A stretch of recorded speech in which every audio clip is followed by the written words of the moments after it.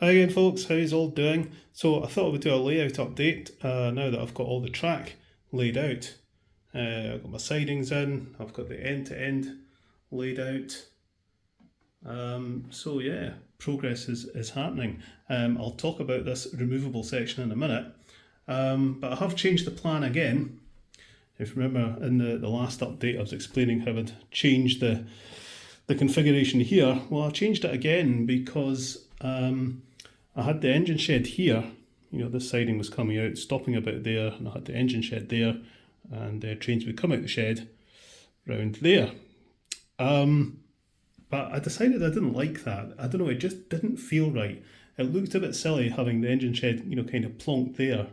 I'm going to have platforms and station buildings and that here, but there was just something about it I didn't like, and I didn't like engines coming out and going that way instead of this way. So I moved the engine shed to there, and that means they're coming out in this direction along this siding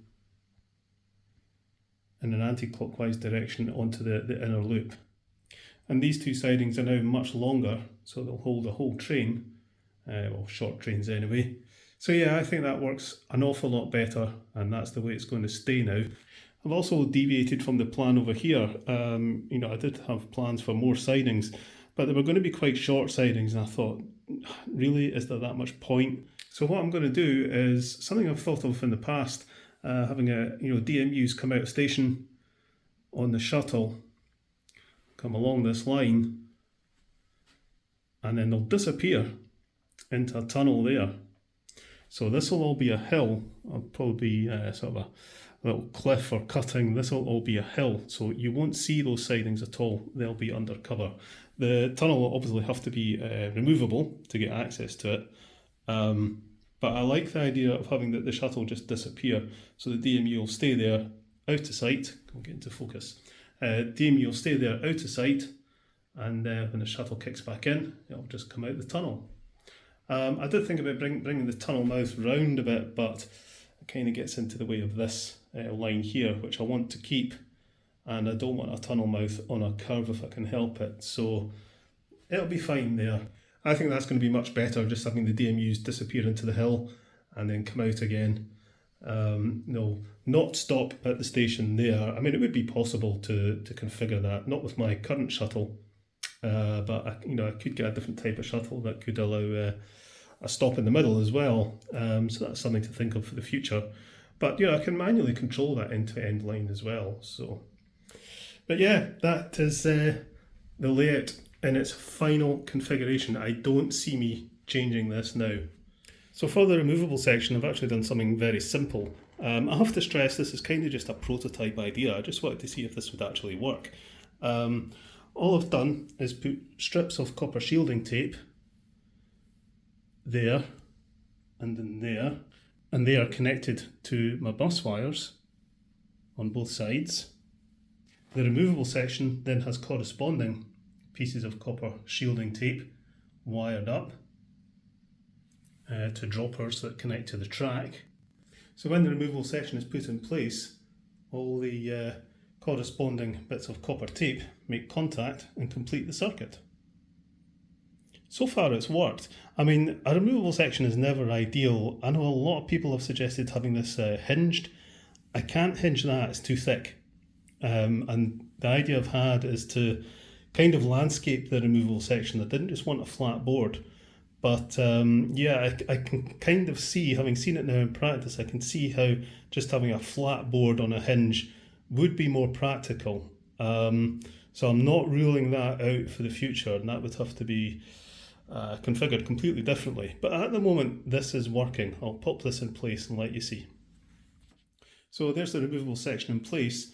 What I did was I put pieces of wood under the track either side of the join, just to provide a firmer base, and then I've plastered it up just to make sure it's secure, and then I've glued the track either side of the join so it doesn't move, and the same there, and so far it seems to work okay.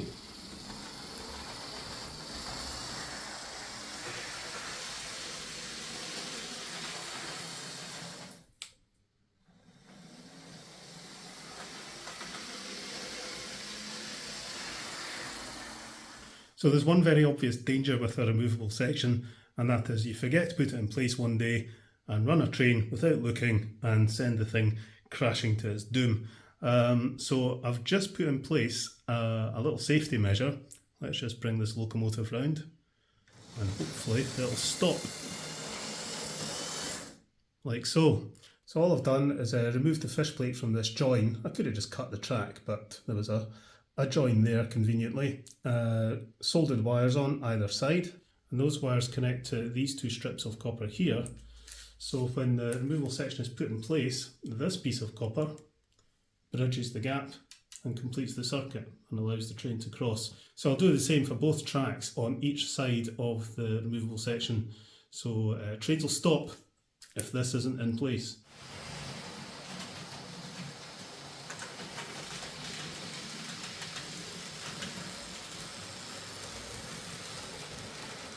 So, this removal section is really just an idea that I bodged together. I just wanted to see if it would work, just using some copper shielding tape and wiring it up. And it seems to work. How robust it is, I'm not sure.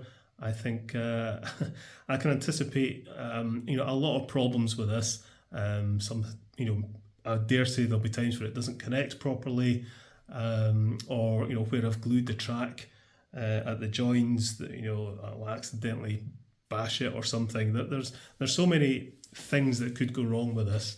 I can totally see why having a simple board hinged at one end would be more practical, and it may be something I end up doing, but I really wanted to have this landscaped along with everything else and have a backdrop and everything, so it won't be too noticeable as a lift out section. If I'm going back and forwards when working on the layout, I don't have the removable section in place. It's only put in place when I want to run trains. So it's not like it's getting lifted out and shoved back in constantly. But I think there will be issues with it. But at the moment it seems to work.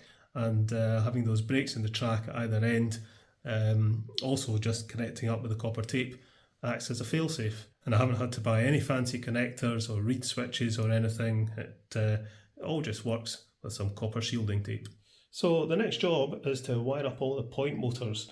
I've got 2 installed here, but I've got all the others to do. I've got 18 points in total, so it's going to be a bit of a grind going around them all and installing the motors and wiring everything up. It's going to take a bit of time.